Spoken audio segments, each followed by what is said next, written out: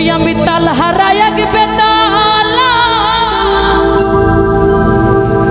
আমার মন হয়েছে উতলা।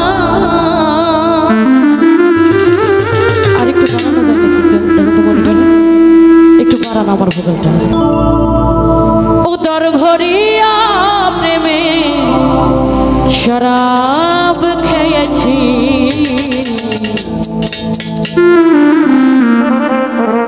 মাতাল হয়েছি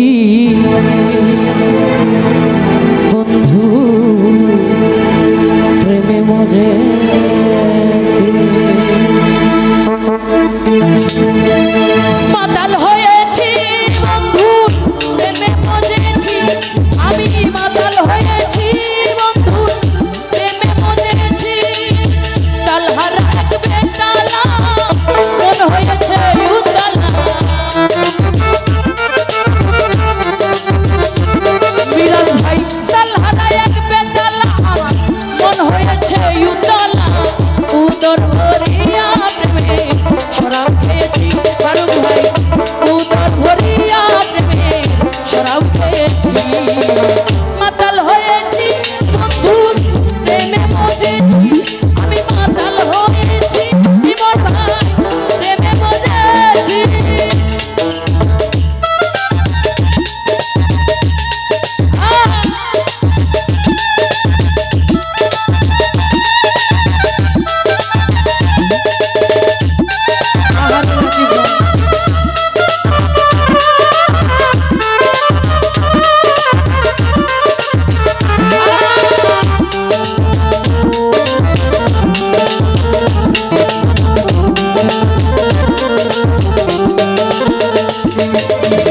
খেয়েছি প্রেমের শরাব আমার কিসের অভাব এই বাংলার নবাব আমি হয়ে গেছি।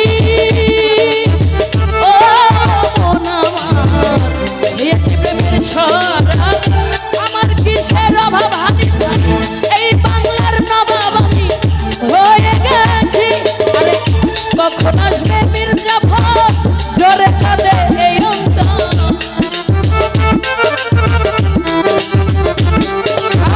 কখন আসে মির্জাফর ভয়ে কাঁপে এই অন্তর। এই হাল দিন আমি কাটাইতেছি ভাইরে এই হাল দিন আমি কাটাইতেছি। মাতাল হয়েছি বন্ধু প্রেমে মজেছি আমি মাতাল হয়েছি ভান্ডারি প্রেমে মজেছি।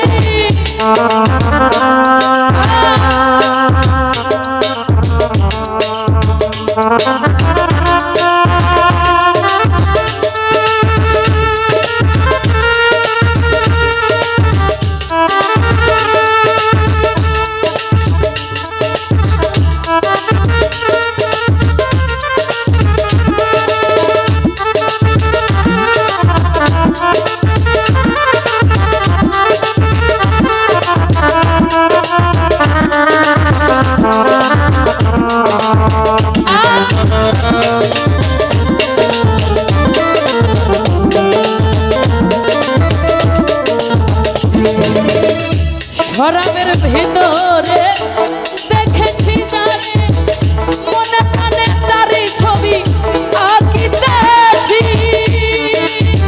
ও সালাম ভাই শরাবের ভিতরে দেখেছি জানে মনে প্রাণে তারই ছবি আঁকিতেছি। পেলে তোমার দর্শন ছাড়িব না দুই চরণ পেলে তোমার দর্শন ছাড়িব না দুই চরণ। এই হাল দিন আমি কাটাইতেছি হরে এই হাল দিন আমি